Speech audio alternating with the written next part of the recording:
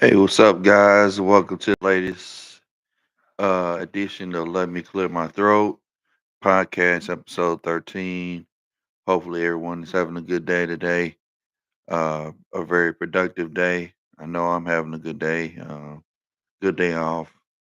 Good day to rest up uh, and get ready for a fun, exciting weekend with NBA playoff basketball and the NFL draft. Uh, they'll be on Thursday night, tomorrow night. Definitely looking forward to that. Had to hop on the podcast, as you all know. I love the Memphis Tigers. I love the city of Memphis. I love the Grizzlies. Huge fan of just Memphis in general. And so today I already posted two short reels, just highlighting the Memphis Tiger Athletics with their tennis program, um, winning the AAC championship, and the success that Penny Hardaway is having on the recruiting trail, just grabbing recruits. And just while we're on the recruiting and the transfer portal is officially ended, I believe, on yesterday. Uh, it officially ended, and the I don't know what the demand or what the money was looking like last year, but it seemed like this year, just based off hearing a Penny Hardaway interview earlier, uh, that the money is outrageous, like in the $3 to $4 million range. And I saw a tweet, and I don't know if it's accurate or not, but pretty much show Kentucky's um, money as like $20 million budget, where some guys are getting 3.5 million, 3 million, and 2 million, 1.5 million, $1 million. And man, I mean, that's a good amount of money for a college player, for a college basketball player for a short period of time. And also, there's a lot of pressure on the coach. I mean, y'all better win because that's pretty hefty. Um, That's a lot of money to be thrown around. It said a Kentucky roster for next season is worth just over 20 million. The Wildcats have the highest NIL budget in the country. Um, and then, of course, on the home front, we have PJ Haggerty, who put himself, he declared for the draft, and he also put his name in the transfer portal and is looking for somewhere around 3.5 to, I believe, 4 million, and wants to primarily play point guard, which I think that's what he primarily played in Memphis, or it was a kind of a shared role between him and Tyrese Hunter. But I think there will be a team that steps up to grab him at his asking price if he decides to come back and play uh, another year.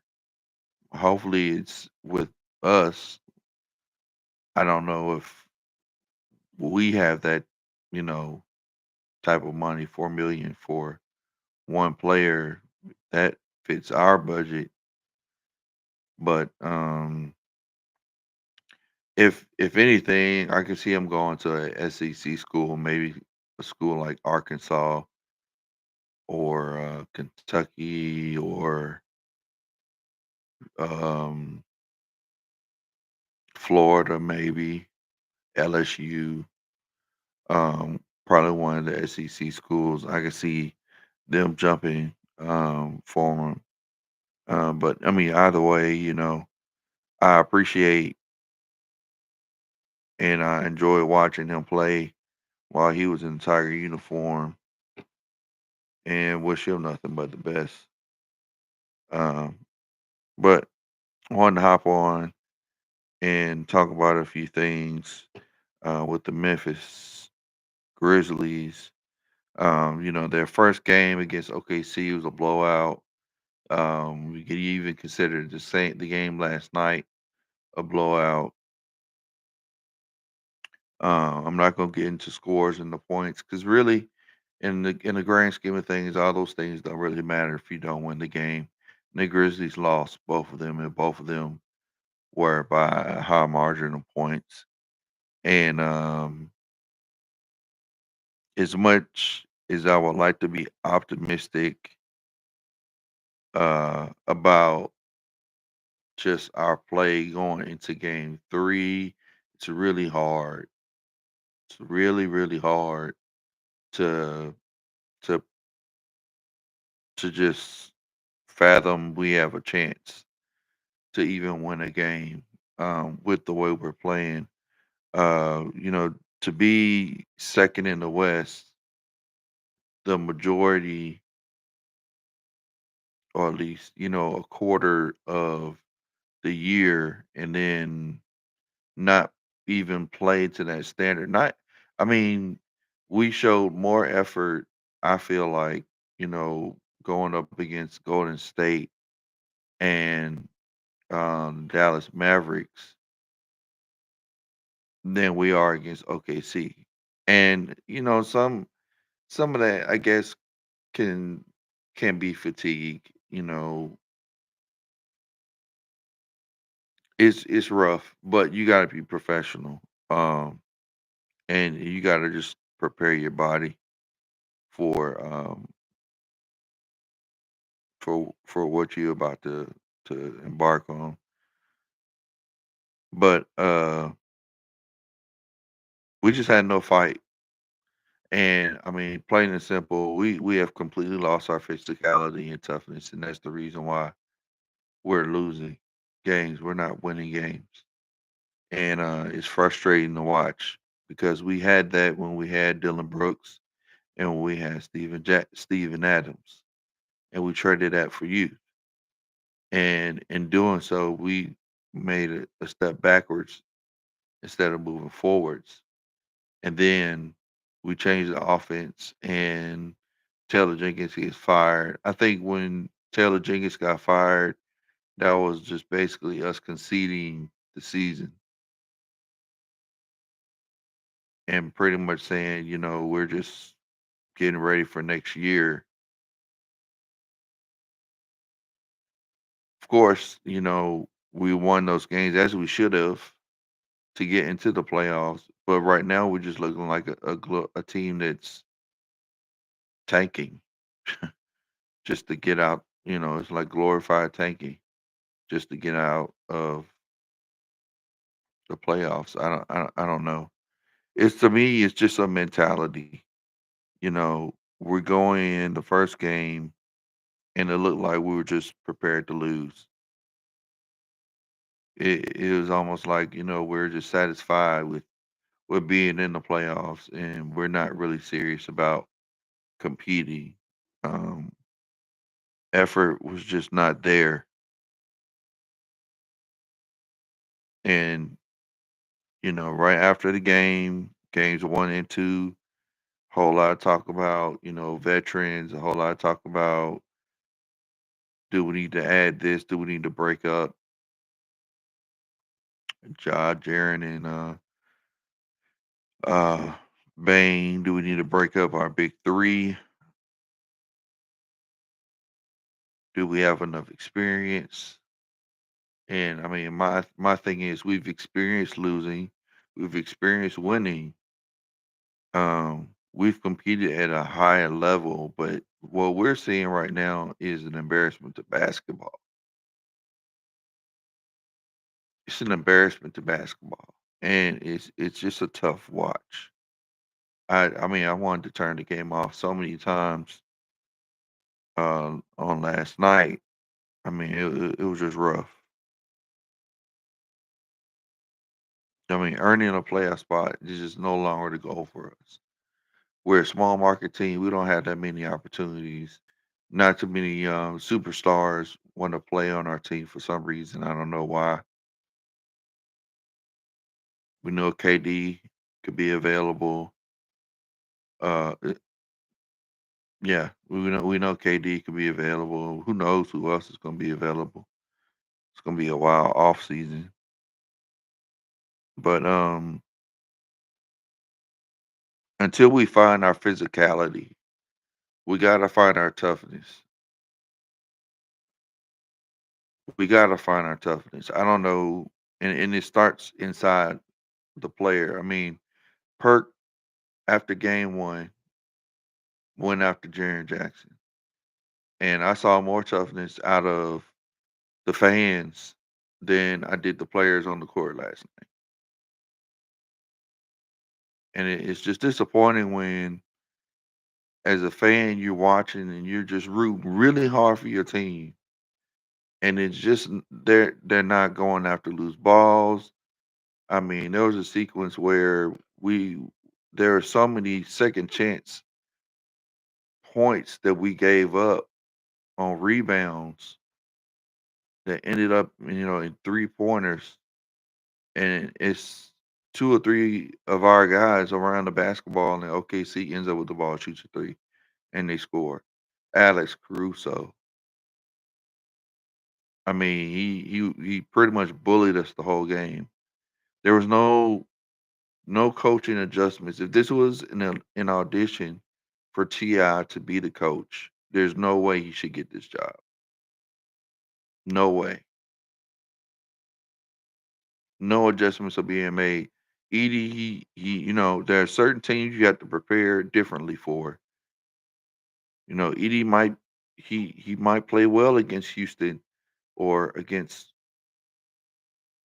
Golden State, but against OKC you got to play them differently. If we got to play GG and Stevenson and sit Aldama on the floor because Aldama can't guard anybody.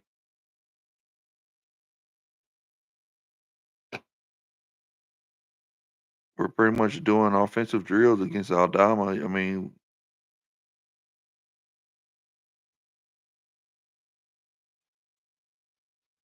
if we got to play certain guys, if certain guys got to come out because they're not playing well defensively, then we need to set them down.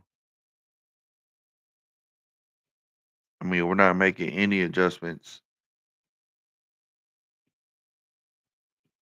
to match their physicality, and we're just being outclassed, outcoached, outplayed, out everything. And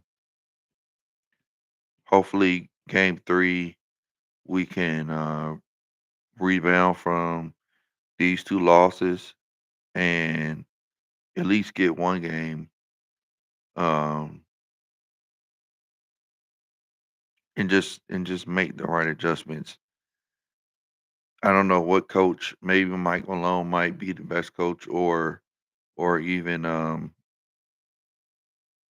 Jeff Van Gundy. Um, we need to do a serious coaching search because if Ti is the coach going into next year, we're basically looking at the same. We're going to be looking at the same results, and I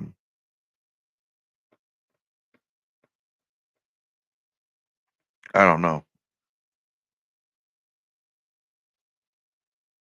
I don't think Kleiman should lose his job. I think he's done a good job as far as building the roster. We need to get Cam Spencer in there, get him some minutes. He's got the juice. He's got some energy in him. He's a disruptor. Watching the game, I just remember, you know, the happy Grizz.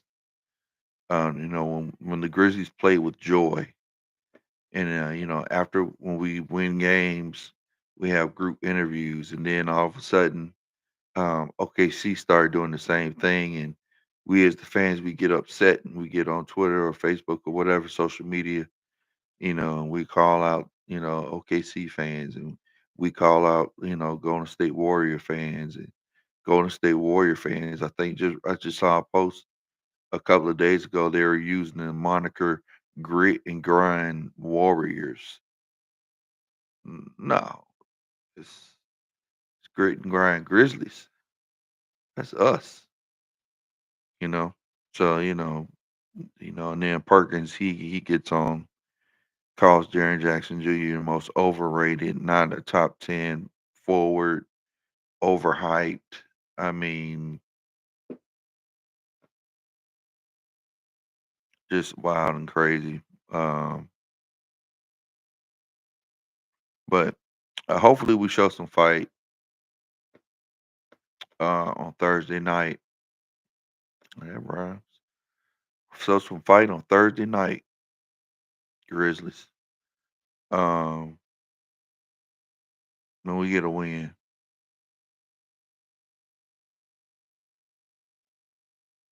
The other game last night was the Bucks and the Pacers, and there was something that came out with Halliburton, being considered overrated by his peers, which I actually agree. Um, I agree with that last year too. I thought they were kind of trying to show that they were a tough team, a physical team, when really that's just not their identity.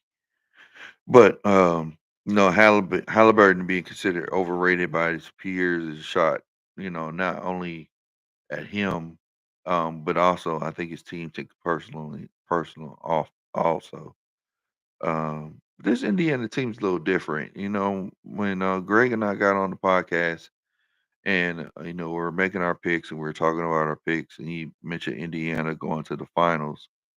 I was kind of like, you can't be serious, but Indiana has been overlooked, and they're showing some real toughness. They showing that they for real. They've taken their bumps and bruises along the way. They've learned through their playoff experiences, and now they're making the Milwaukee Bucks look like they're overrated. A couple of weeks ago, I put out another short reel about what teams had the most pressure, and I left Milwaukee out of it. But if because Damian Lillard wasn't healthy, he had dealing with the blood clots. But he would have been the player that I would say is under a lot of pressure because they got to make this work in Milwaukee. This is it. I mean, pressure is on Dame, but the future lies with Giannis. And this offseason, Giannis might be the biggest acquisition, even bigger than Kevin Durant and his decision, or if he gets traded or not. Um, and as much as I love Jaren Jackson Jr., can I be naive and can I envision, a trade that potentially sends Jaren Jackson Jr., Bane, and some draft picks for Giannis to be in the Grizzly uniform? I mean, imagine a John Morant, Giannis pairing. Because I mean, Giannis, he takes these playoffs like seriously to heart, as every player should. And I don't believe that the Grizzlies are just don't take the playoffs seriously, or Jaren Jackson Jr. doesn't take the playoffs seriously. But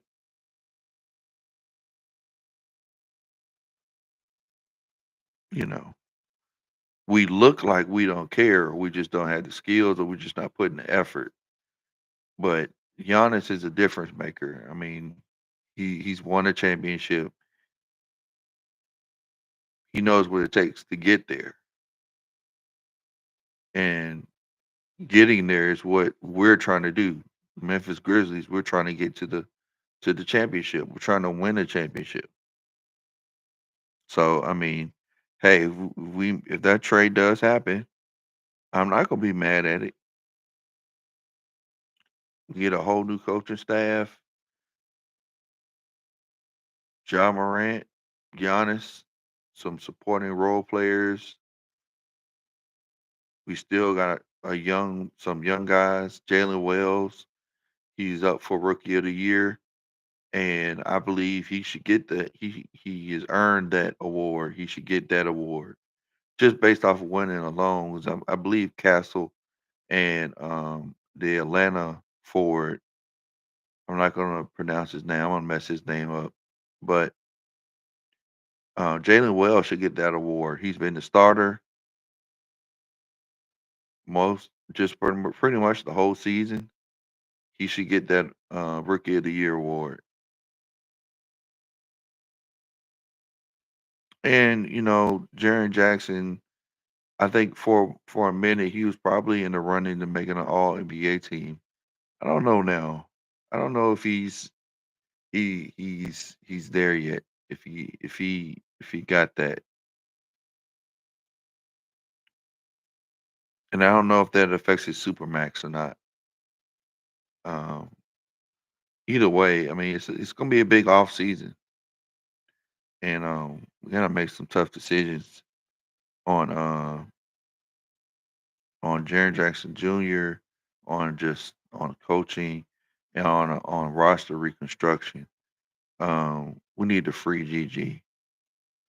We need to get GG going. GG Jackson on the court. Vince Williams on the court, and that's the thing. Well, I don't even feel like we're playing our best lineup. We're not even playing our best players defensively right now on the court. They're not even on the floor for whatever reason. But again, like I said, if this is Ti's audition for the coach, he should not be the coach for next year. It needs to be either Sam Cassell, Mike Malone, Jeff Van Gundy. We need to do a serious coaching search. Um, LA and Minnesota. I enjoyed watching the game because even with LA being up by 20, I mean both teams were really competing hard. I mean they came out aggressive defensively, um,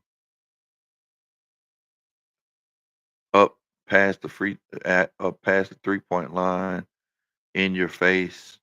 Just the physicality was fun to watch. It was fun to watch them play. I saw a tweet. Somebody tweeted something about the score being in the 90 to 100 range, and because we always complain and we're not complaining, but we want our NBA players, the NBA players that we watch as fans, we want them to compete. We want them to play hard. We want them to defend.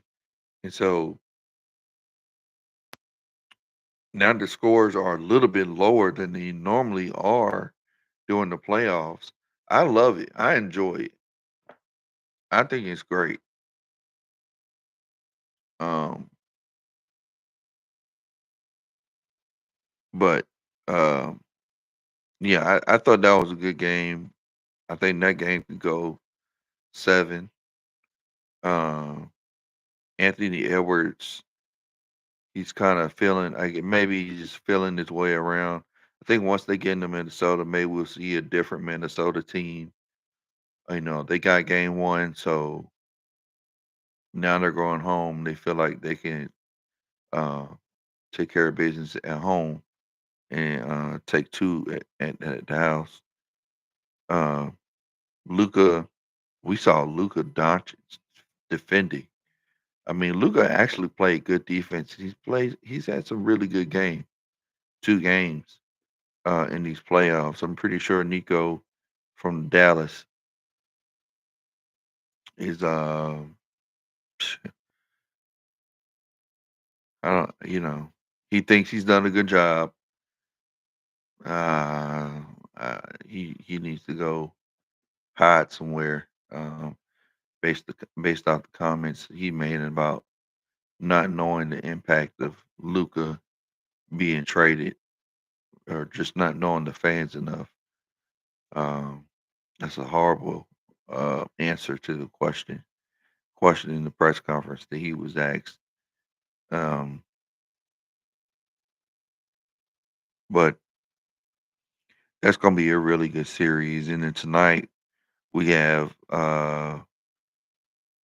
Cleveland and the Heat, and Boston and Orlando, and uh, Golden State versus Houston. I think Houston's going to come out better shooting the ball. And again, I think it's going to be an aggressive game. It's going to be a fun game to watch. The physicality is going to be there uh, in that game as well. That's going to be the marquee game. Last, I want to end with this in the podcast, talking about Shannon Sharp. Uh, I'm just gonna say this flat out. Um, Shannon Sharp should not be on ESPN from this point forward. On first take, I saw the response from Stephen A. Some more audio footage or audio has come out on Shannon Sharp, um, with the quotation of "no means no," and I mean text messages. More text messages were sent out or leaked out as well. And although they were private, they're gross in nature. And it just goes to show that, what goes on the dark comes to light. Uh, his credibility on criticizing players for their immaturity. I mean, think about all the people that Shannon has criticized about their immaturity. I mean, just hear John Morant's dad uh, just attacking that game, and then even though they made up, but just his criticisms of what other players are doing, and he's over here messing uh, with young ladies, young women that are 20 years younger than he is. Uh, it's just sexual assault, rape, domestic violence. Those are some serious accusations. And I just don't expect ESPN to really to tolerate that. I'd be curious. I'd be surprised if ESPN says you can come back or you're allowed to come back. That would shock me. I mean, the females that he works with, is he's on the show with, I mean, that has to be uncomfortable. This whole situation is uncomfortable. But how many times do we have to hear Shannon Sharp apologize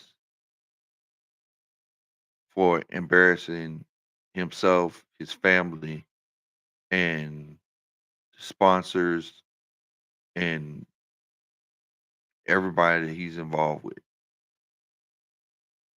because of his actions?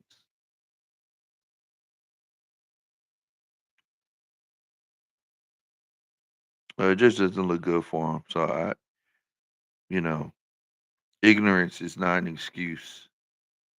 Um, Domestic violence, sexual assault, rape, accusations, that is not okay. It's not okay.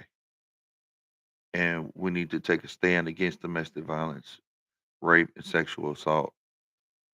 Um, because young people are watching, they're paying attention to what we say, what we do, And we got to be just better examples as people. We just got to be better examples. We can't expect the world to be a better place when we as adults don't change ourselves. And so if Michael Irvin, when his accusations came up, he was no longer on the show. I believe the same should apply to Shannon Sharp, and he should not no longer be on the First Take show um, going forward. But just based off these accusations. But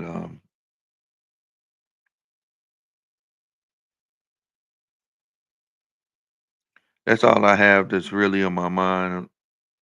Let me clear my throat. It's a lot to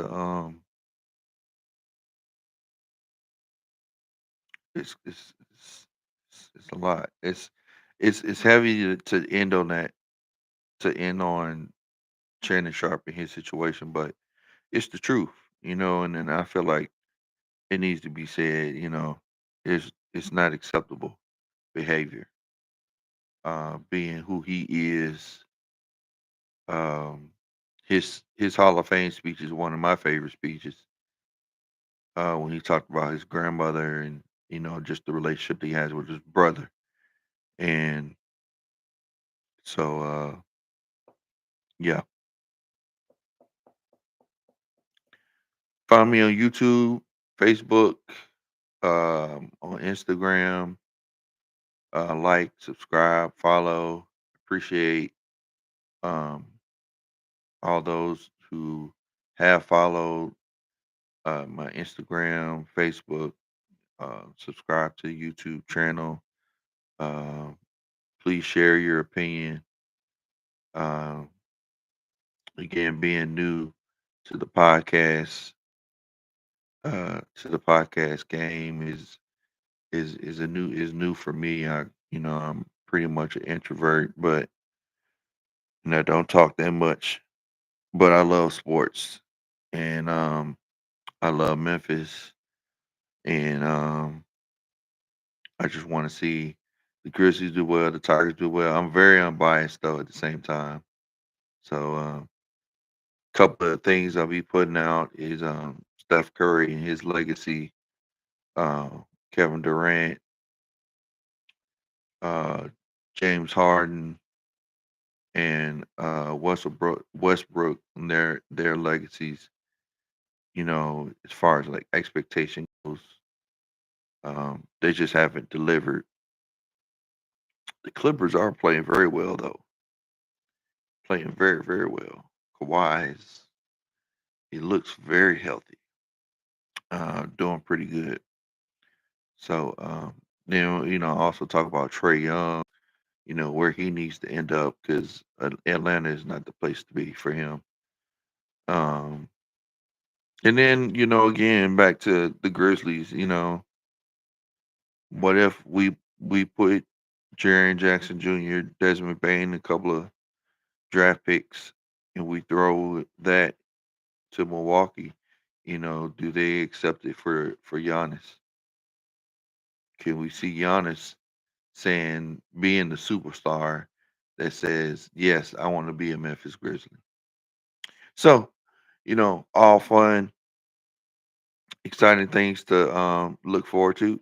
We're gonna watch this NFL draft. Check out my the shorts videos that I've posted, and tell me what you think. Um, it's gonna be fun. Peace out. Remember, we can agree to disagree, but let's disagree respectfully. Y'all have a nice day. Peace.